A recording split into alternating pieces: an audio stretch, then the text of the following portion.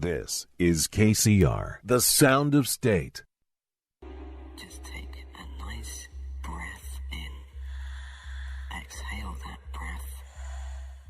Just allow yourself now to relax more and more. Because from this moment in time, there's nothing of importance for you to do except relax.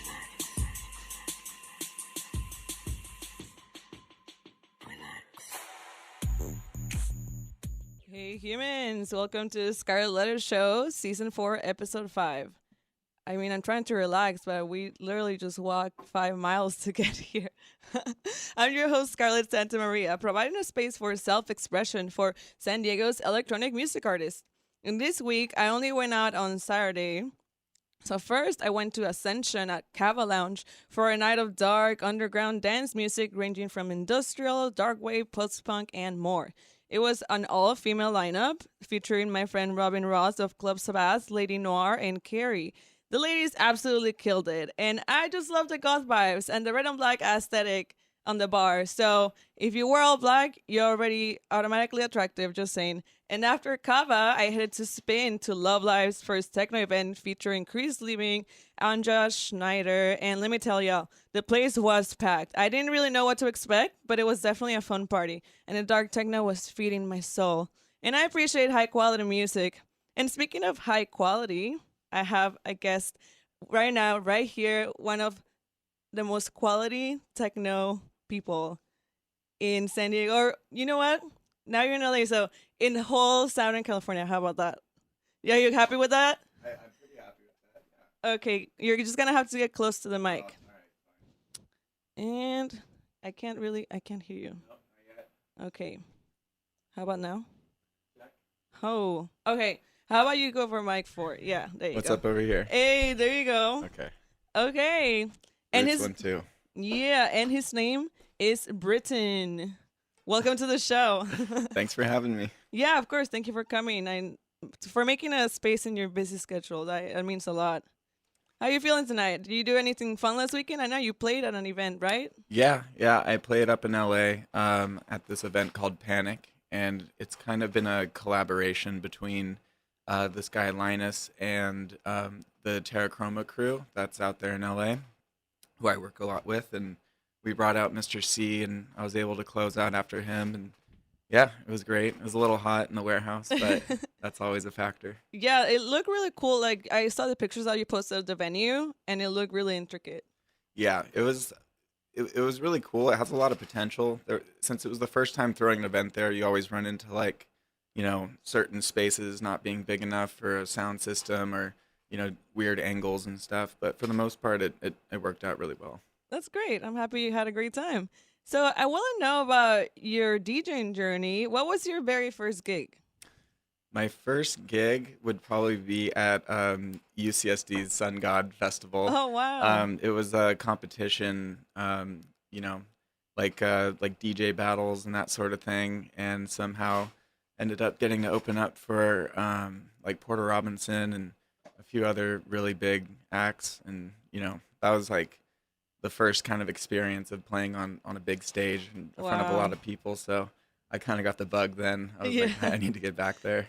You're like, I need to start doing that. Yeah. And that was pretty big for your first gig. Yeah, that was a little nerve-wracking for sure. After that, it was a lot easier. I mean, after that, I started. I did move up to LA to go to school for audio at LA Recording, and started being just like a promoter at Exchange LA. We all start as promoters, right? Yeah, exactly. Playing the side rooms and promoting the main event. And that's actually where I met Tyler Rouse. And after that, we kind of teamed up with Schmitty to make Minimal Sessions. And yeah, it's just been going from there. At the same time, too, that's where I met the Noise Revolt guys and kind of got more introduced to the underground side of the electronic LA scene. That's really cool. And so that was like the defining moment for you, right? Like that first DJing gig, like that's when you knew you're like, okay, this is not going to be a hobby. Like that's what I'm going to do. Yeah, I felt like, I was able to kind of enjoy myself on a level that I haven't been able to before. And I was like, wow, that's a great feeling. And yeah, I just wanted to keep going back to it. That's beautiful. And is your family musical? Nope. But they support you, right? Uh, Kind of, sort of. They're like, it's like, I'm not gonna say they don't support me or anything, but it's definitely hard, to get, people from a different generation Oh, to yeah, accept of something that course. wasn't around when they were, doing stuff. So, I mean, I think they would say that they're impressed at how resilient I am on continuing the journey. It's for your sure. passion. Yeah, yeah. And so I read in your bio that you find inspiration in SoCal's underground collectives and full moon gatherings. And what are some of the specific elements that you find inspiring? Well, for me, it's always been just the act itself of throwing this kind of party in a space that's really hard to get to.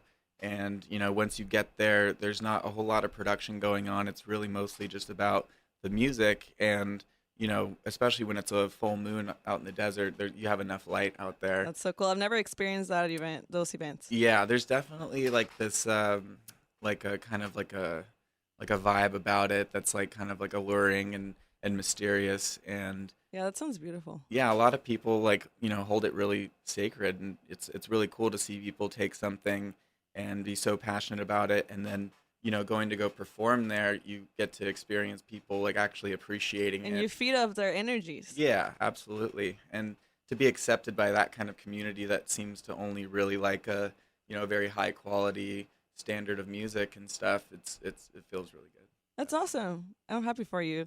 Thanks. And how do you get in the zone when it comes to producing? For me, it's like, anytime I'm listening to tracks or, listening to an artist that isn't even necessarily electronic, I'll just find certain elements that I feel like I could maybe incorporate into my techno or make my techno less techno by adding some organic elements. So, I mean, that's where a lot of the inspiration comes. Or when it's just like, my friend Pierre has this that whole Euro rack setup thing going on. So anytime you start jamming on that, it's like, you make a song in like 15 minutes, I swear. That's really cool. Yeah, Yeah. you get inspiration from so many different places. Whenever I ask that question, it's like I get inspiration from like traveling or my friends' things and all these different things that can just like spark that creativity. Yeah, yeah. I mean, lately I've been working for my girlfriend's stepdad, pouring like concrete and like working with wood and stuff. So I've definitely gone back to my more industrial roots, like, coming back from a day of working with those elements. You're like, okay, yeah, I feel like I can listen to some real techno right now. I love that. That's really cool. Thanks for sharing that. Yeah, yeah. It's actually they have a shop called Barnesworks, Hey, like East plug San Diego. it, yeah. That's the plug. That's That's the a one plug. plug for the show. You guys should definitely check it out. Yeah, it's a great shout shop. out. That's so cool. So I got one more question before we go on your mix. Uh-huh. And would you say you're your biggest critic when it comes to your music? Absolutely. I don't think I listen back to my mixes after they're like posted or anything like that if it's like from a set, because I know where all the mess ups are and I know I'm gonna magnify them a lot. But it's sometimes when I check up on it, I know no one's like commented on it or anything. It's like a relief. I'm like, well, people are just being nice. Yeah, no, that's how I feel like with the interviews. Sometimes I like to rewatch them, but sometimes I don't because I just feel like, oh my god, I said so many filler words, so I looked awkward. But sometimes it can be very constructive. Yeah. So you should listen to them sometimes. I know, you're right. I should. All right. So what can we expect in the first half of the mix? Well, this was during a set that I was playing out in the woods, and it was in the daytime. I think it was like 7 a.m. So it's not my usual dark style, but it gets there towards the end of the mix. But yeah, it's something a little different. I think you guys will like it. Fantastic. I think we're all excited to hear this mix, and we're about to bless these people in this building with your beats. And we'll be back in 10 minutes for the longer part of the interview, so stay tuned. And you're listening to KCR College Radio, the award-winning sound of states.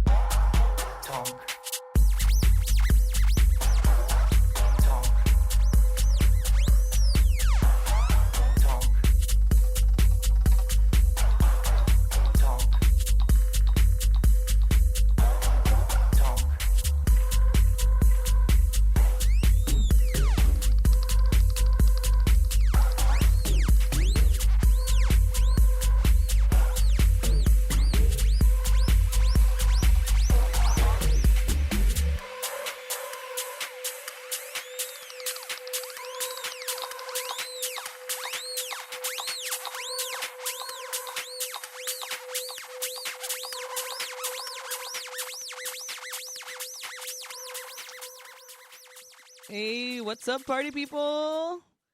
Are you loving this mix? Because I'm loving this mix. I'm feeling all the little weird sounds. I'm all about it. So, before I go on the interview, I have to make some announcements. You already know. No plans this weekend? Check out the House of Blues in downtown San Diego for some amazing concerts in one beautiful venue.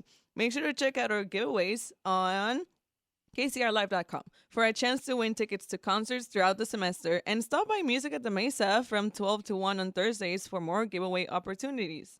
Also, the Desert Days Festival is right around the corner from October 10 to 13. Join greats like the Flaming Lips, Wu-Tang Clan, Ween, and many more at Moreno Beach. Check out desertdays.org to see the full lineup and purchase your ticket today. Also, I want to give a shout out to DJ MTK. We recently started collaborating on a podcast called EDM Unplugged, where we talk about our event experiences and behind the scene content, review upcoming festivals, share new tracks, and many, many fun things. You can find us on SoundCloud. Just search EDM Unplugged podcast or soundcloud.com/festival podcast. And here I am with Britton once again. And I'd like to know, what was the event that made the biggest impact in your life? Is this mic working? Yeah. All right. Yeah, I mean, I think it's easy to say that Desert Hearts probably is the biggest impact. I mean, I'm pretty sure every aspiring DJ in San Diego wishes that they could go and play there. Well, what's special about it?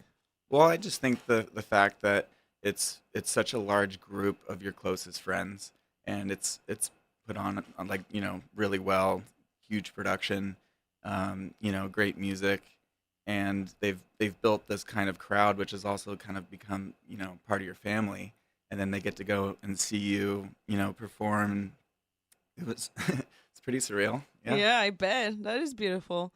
Do you still feel nervous before playing at an event, or you got it together all the time? I'm like super nervous right now.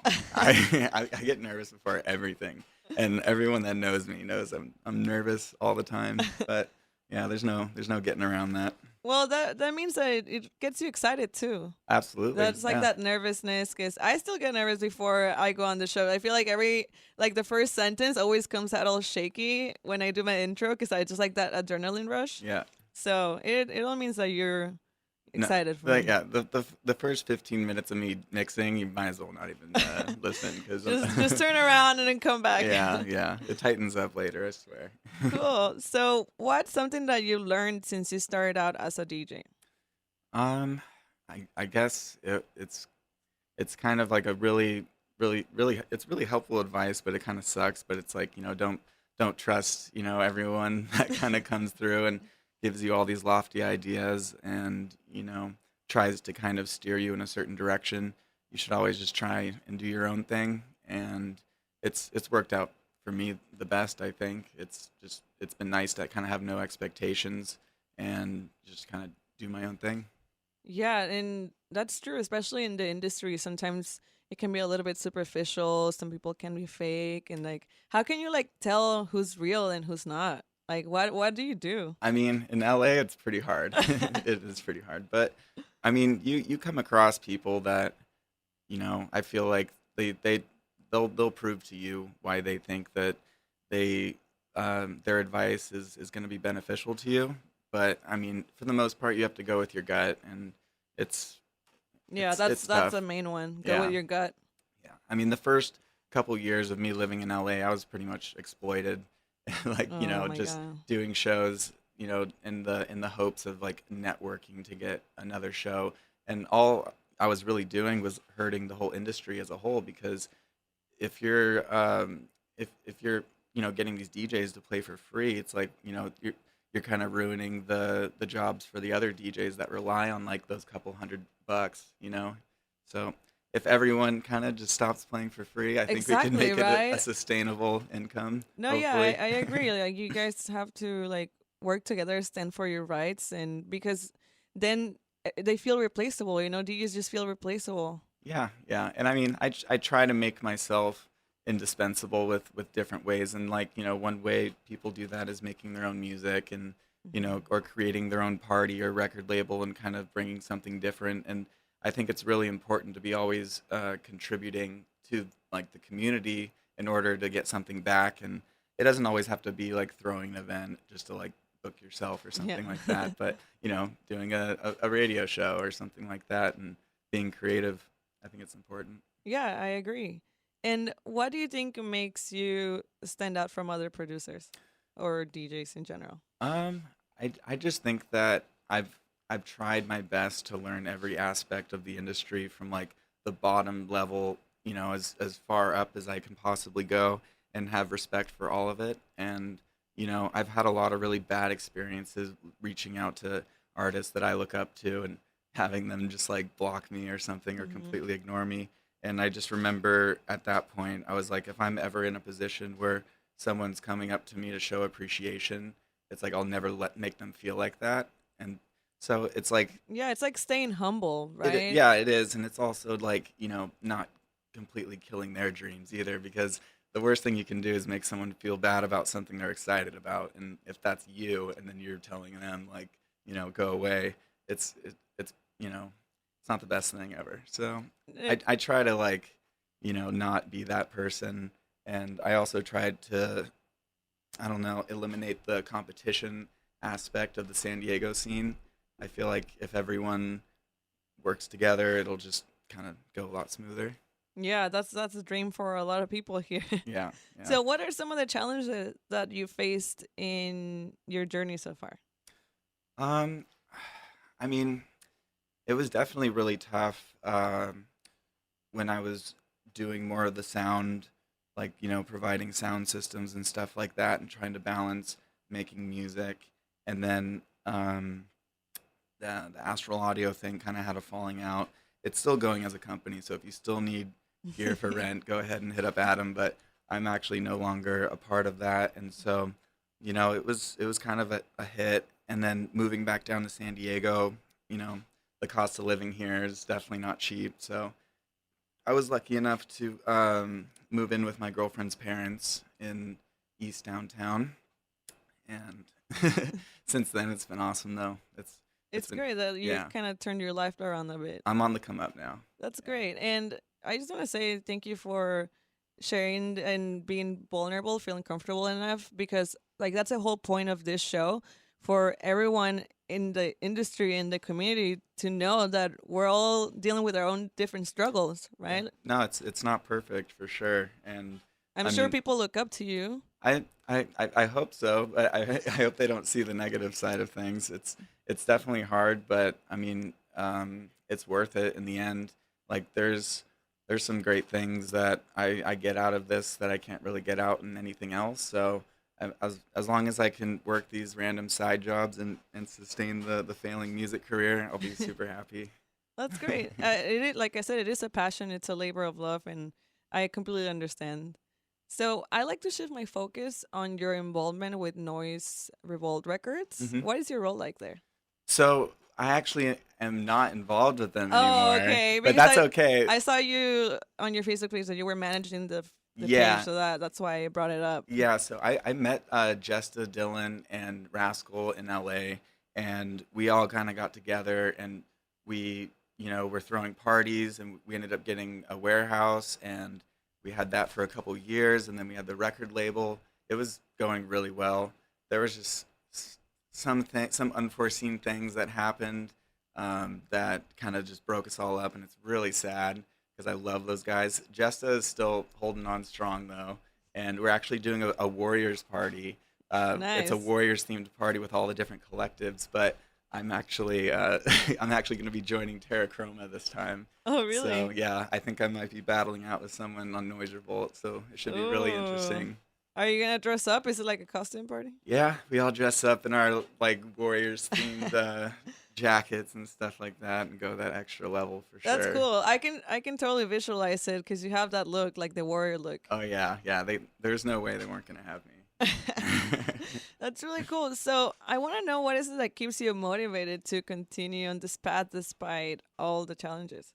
I mean, there's definitely been a few times where I was like, okay, yeah, maybe that's enough. I should just like, go back to school and be an electrician and do all that stuff. But my girlfriend definitely gets really mad at me when I talk like that. and she's been, really pushing for me to kind of create a lifestyle that's sustainable, and I can also do this. And to be able to kind of have that foresight and just helping me organize that has been like the biggest help.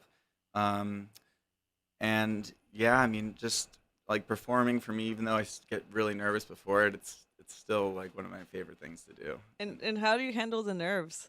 I don't. I just You don't, just you somehow gotta- I just get just up gotta there write it up. and I just know what to do as soon as I'm behind the decks, I guess. But it's sometimes it's not as bad as other times. You'd think like sometimes the bigger stuff I'm not as nervous for, but like the smaller, intimate, like warehouse stuff that everyone's kind of like tuned in. You're like, oh man, I can't mess up. Yeah. Everyone's on lock. Yeah, definitely. I can resonate. I've DJ'd in hundreds of events, and always like the bigger events, like you said, made me feel more comfortable. But Yeah. when it was like a small like house party or something, because people can just approach you. So many Yeah, things can and go you- wrong yeah. too. You're like, how is this hooked up? Yeah. Or like someone's like about to spill like wine on my decks or something. I don't Yeah, know. yeah. Yeah. I know the feeling. Okay, so I'd like to know about your affiliation with Thunderbird Music. That for sure you're involved, right? Yeah. Oh, absolutely. Yeah. Leia basically takes care of me pretty much on the DJ side of things. She handles everything. And like we were talking about earlier, I'm really busy with just side hustle work and doing stagehand work and any kind of work I can get. So Leia kind of is able to organize everything, all the opportunities that come in, and sets them up and makes it work with my schedule. And yeah, I wouldn't have a career right now without her. So, Wow, yeah, shout out. And she's very kind and very approachable. So yeah, she's so sweet. thank you for that. She's super cool. Yeah. So now I like to know, what are some of the differences that you notice between the San Diego and Los Angeles community? For me, like I like the San Diego community a little bit more just because I feel like it's a little newer in the sense that, they're kind of creating their own way that they like express themselves to the style of music or dance to it. And it seems like it's a lot more of like an inviting crowd. Like if you bring someone new, it's not hard for them to find, their people. When in LA, I feel like people still kind of have those blinders on, and it's a lot more like everyone's in their clique type of thing. But I could be wrong. Like I that's just the last couple events that I went to. There's obviously exceptions, but that's the biggest difference that I see. As far as like the sound goes, I think that San Diego could definitely be a little bit more dynamic, like maybe spread out a little bit more and appreciate something that's not quite as formulated. Like what, for example? Do you think there are just too many like house shows, or like what is Not it? necessarily house, because there's good music in every genre, but there's like this style of music in every genre that kind of has this like it's just like the cookie cutter formulated. It's been done a billion times, and it's been harder and harder for me to kind of be like, yeah, like this is awesome. And I want to see people kind of create their own identity with a set and have certain elements that when you hear them, you're like, oh, that's this guy, or like that's Yeah. this person, because there's enough out there. There's enough good music out there to kind of step away from that. So like, how do you create your own identity, like, and step out of that cookie cutter mindset? Well, it depends. If you're a DJ, it's a little bit harder because you're kind of going for something that like you have to find producers that produce have a similar palette. But if you're a producer, you could do something where you're taking some kind of sound and processing it a certain way and giving it a certain tone, and you're able to kind of shape it in different ways while keeping that tone. You now have like a sound that you can use in multiple tracks where people can like go back and identify that and be like, oh no, that's that's Brit, because there's that Yeah, weird tone, yeah, that even though it's used differently as like a different instrument or something. So, and that's been like the hardest part really, is finding like your sound, like your Yeah. specific thing that if people hear it, oh, I know that's Britton. Yeah, and lately, like, I've been making music with JT under the alias Crowded Corners, and I've been using a lot of the same sounds, but I haven't been making dark minimal with it. I've been making more like bouncier, techier, Like more tech house? a little bit more in the tech. Like I don't want to say Yeah, tech house. yeah, That's yeah. a forbidden word in San Diego, but I don't understand, man. I don't Like, either. yeah. Genres are, but you're right. It is more on the tech house side, and Okay. it's got that more San Diego element to it. Look, I'm not definitely not a music purist. I think Neither that am I. if Yeah, it sounds good, it sounds good. that's exactly how I feel. So yeah, that's what we've been doing. Just taking like those sounds and making them into something that they're not really meant to be, Yeah. and it's been really cool. So, what is like your favorite genre from the electronic music, world? You like specifically?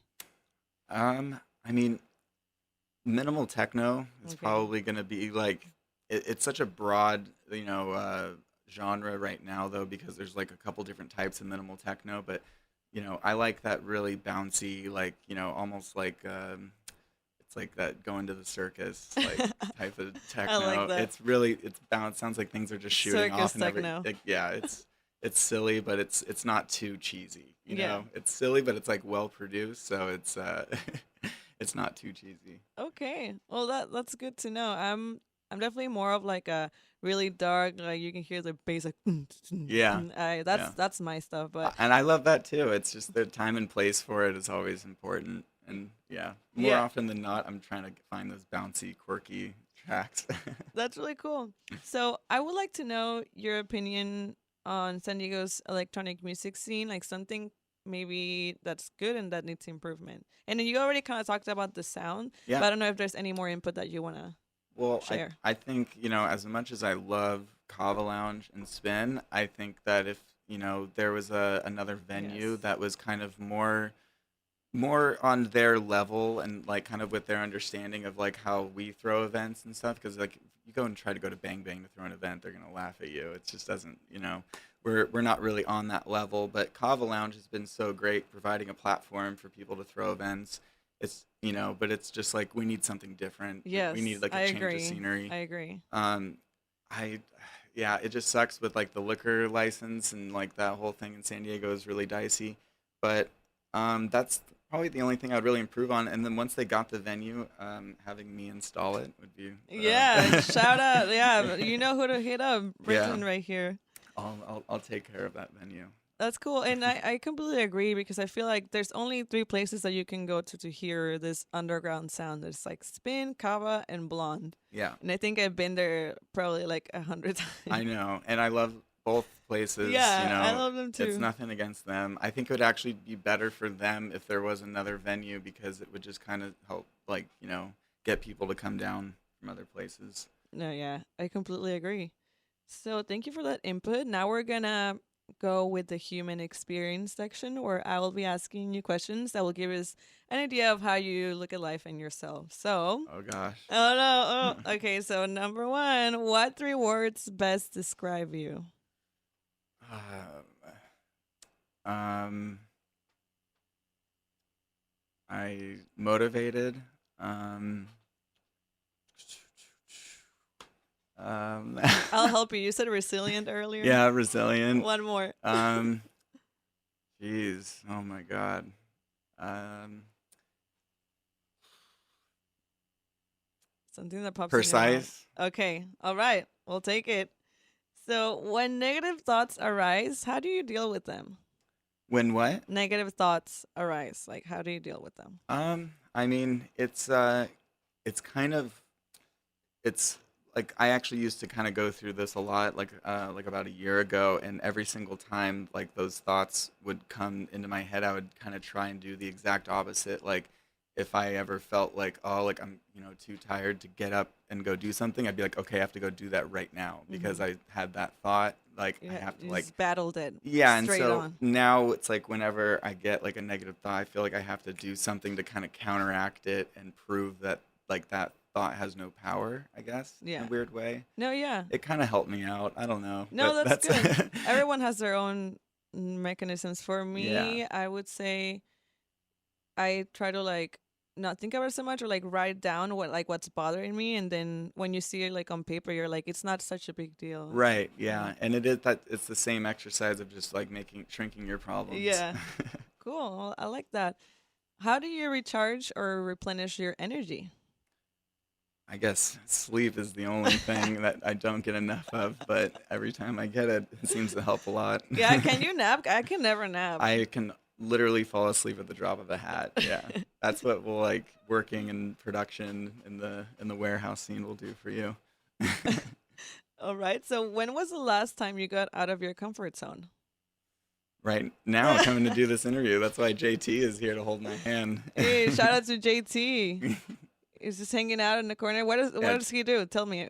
He makes music. He can't talk right now though. This is my interview. So, Okay, yeah, hey, sorry, JT. You just sit and watch JT. Hey, it's good But- that you have like a good support system. you Yeah. know, and No, you got your friend that came with you. He's the boy. But yeah, we're also making music together under Crowded Corners. That's gonna be coming out pretty soon. So Ooh, an eye yeah. out Send for me the that. link and I'll share it for sure. definitely. Okay, so what's something new that you recently learned about yourself? I learned that I'm not too proud to do like crazy amounts of hard labor for minimum pay just to make ends meet. I mean, it's funny, like you never really expect yourself to kind of be put in situations where you're like, am I really about to go and, sign up for this thing that's, basically just pushing carts and wrapping cables, but at the end of the day, it's like you have to do what you have to do, and it's a really good feeling though, because I've been able to kind of pull myself out of this, low point by myself, and it's made me feel a lot better about myself. And so maybe that's something that I've learned out of it. It's just, my own self-worth. Yeah, sometimes when we go through certain struggles or pain or something like a tough spot in our lives, it helps us grow. Yeah. Yeah. Especially when you're doing it on your own, you're able to kind of see your actual strength and how much you can kind of take. And you become more self-aware. Yeah. And then you reconnect with yourself and self-love. It's all about self-love, right? Yep. So what activities make you lose track of time? Surfing. Oh, okay. Yeah. That's really cool. I can see it. Yeah. Yeah. I don't surf as much as I should, but yeah, What is your favorite place to be? the beach. I know it's really cliche, but that's literally where. I like to go to the beach during sunset time. I like sunsets at the beach are the most like beautiful thing for me. Yeah, yeah. I mean, it's it's pretty much any time of day for me, except for that like 3 o'clock, 4 o'clock, where it's just right in your Yeah. eyes. Like I can't hang. Or when it's super busy. Yeah, no, I don't do that either. So what's like the most ideal time to go to the beach for you? 2:30 p.m. Not in the summertime, but 2:30 is like gentleman's hour. Oh, really?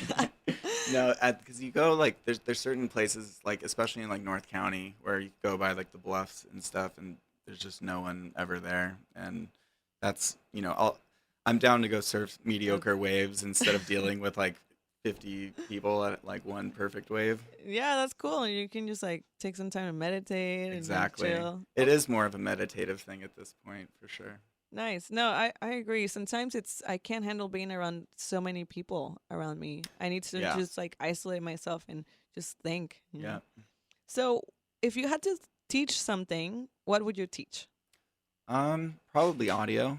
I think that would be like the one thing that I think I could probably explain to people in a simple enough way to where they can understand it. I mean, it's hard to kind of to teach someone something unless you fully understand it. And I think I've just spent so much time around audio that at least there's one aspect that I can teach, like the whole live. You're a professional at that. Yeah, that just setting up speakers maybe. Cool. So what impact do you want to leave on the world? I guess it would just be really, really cool if like sometime in the future some kids were like digging around on tracks and they like just came across my track like 80 years ago. They're like, what is this? Like these people were listening to this. This is so weird, and like Suddenly hopefully it becomes cool. yeah, spark like like a new genre, like a rehash genre of that style, and it's like one of the tracks that like I didn't even really care about, but like for It some reason, becomes yeah, popular they're like, later on. that's super sick.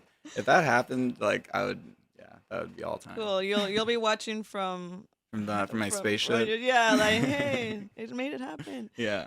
Cool. So lastly, we got the letter that you have to choose. So if anyone who's watching or listening, I have a black envelope with a red S stamp, like it's a scarlet letter, yes. Oh, nice. And it has a random question, and you're gonna have to pick one envelope. Okay. And while I pick this envelope, I have to say that I'm playing a very awesome festival, October 31st. Oh, what is it? We Tell me Are All about it. One festival. Whoa. I'm really bad at plugs, in case you Oh, guys yeah, haven't I mean, yeah, noticed. it's But okay. this one I actually did want to talk about because it's put on by my friend MJ, and she's, an amazing person. And it's an amazing lineup, so you guys should check it out. We Are All One festival. Where is it happening? It's happening in Vegas. Oh, okay. Yeah, it's a desert location in Vegas. What dates? The 31st, I think, to the 2nd. Of November. Yeah. So it's like a Alright. little Halloween festival. Awesome. So I'm opening this now. This Okay. is going on now. Okay. Let's see what question you got. What life lesson did you learn the hard way? Ooh. Okay. Well, I think it might have been when I was like trying to live in Hawaii, and the locals there didn't really like me living there too much. Why? Because my skin tone's like a little lighter than Yeah, what they're okay. stoked on, and it actually opened my eyes up a lot though to how racism is here, because I was basically just thinking like I can always just leave here and go back to my privileged California life, Yeah. but some people, like people in California that have to go through this, can't ever leave here, like this is their home. And it was one lesson I had to learn the hard way, but I'm glad that I learned it. It gave me like kind Perspective. of a perspective that I never would have gotten anywhere else. So yeah. Wow. Yeah, that was pretty deep. Thank you I know. for sharing. Yeah, I got all the deep questions. You You know, did. I Everyone else I've been so awkward with. You're the lucky one. thank you. I strive to have a comfortable space for my guests, and I really truly care about all of your mental health and everything that you're doing, because I empathize and I love the music and the community. So Thank you. I appreciate it. yeah, so thanks again for being here. I think it's time to hear the rest of your mix, and we'll be back in less than 10 minutes with some final questions. So don't go anywhere, people.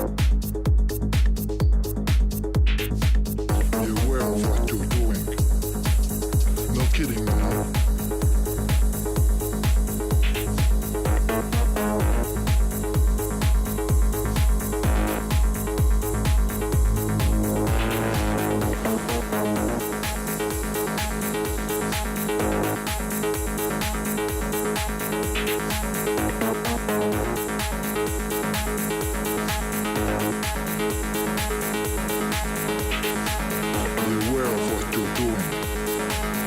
No kidding, man.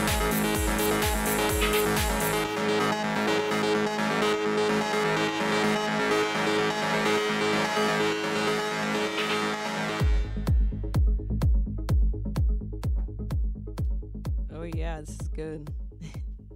Okay, so I have just a couple more questions. And do you have any upcoming events? Well, other than the We're All One festival, which I snuck in there, Mm-hmm. I don't think I have. I want to say. Oh yeah, yeah. When is that? November 3rd, 23rd. We're doing the is it the Bad Boys Beach Club? Bad Kids Beach Club. We just started a new event series, as you can tell. What? And the lineup is actually really sick. I just can't say anything about it with Ooh, it's a JT secret. sitting here in the room right now. But it's going to be pretty amazing. It's going to be down near Barrio Logan. And Oh, it's gonna be here? yeah, All right. yeah. So that's something that we've been kind of like, trying to curate and get ready for, our first launch of that event. Our friend John King is also involved in that. Is he still? Did he do anything recently? Okay, cool. He's That's still involved. fun. Yeah, and the World One. I just recently played at the Belly Up, which was really really cool with Random Rab, and after like a couple string of events like down here in San Diego, I thought it would be kind of a good time to like post up and work on music for a little bit so everyone doesn't get all burned out of me. Yeah. But yeah, the LA show was really fun and looking forward to going out to Vegas. And, Yes. Cool. there's always a shelter in Encinitas too that is like kind of my second home. So Oh yeah. I might I've been show there up once. there. It's pretty cool. It's fun. Gabe Vega does a really good job over there. And yeah, So what does the future hold for Britain? I don't know. I mean, we I say we, like me and my girlfriend have just been trying to come up with that game plan. She's finishing up school in Long Beach, and as soon as she comes back down here and kicks me out of her parents' house, we'll probably try and find somewhere down in San Diego to live and keep making music down here. I've been talking with Minimal Sessions on trying to revamp some things, also Terrachroma and trying to do some stuff, but Yeah, you got projects.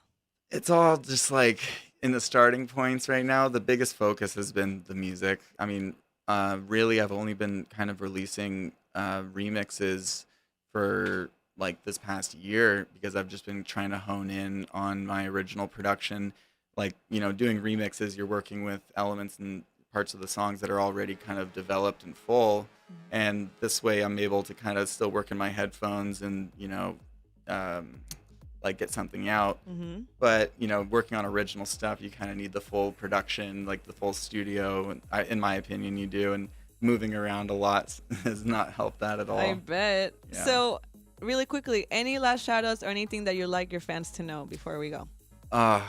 I mean, off the top of my head, I have no idea. I'm just really obsessed with Chihuahuas. That's about it. Okay, well, now you know. Britton, if you want to get to his heart, get him a Chihuahua. Please do, yeah. All right, so I will be uploading the show and an interview this weekend on YouTube, and I'll be sharing the link on my socials. So just search for Scarlett Letter Show. Thanks to everyone that tuned in. Thank you, Britton, for being here. Thank you. Thank And you for having me. See y'all next Thursday. Bye. See ya.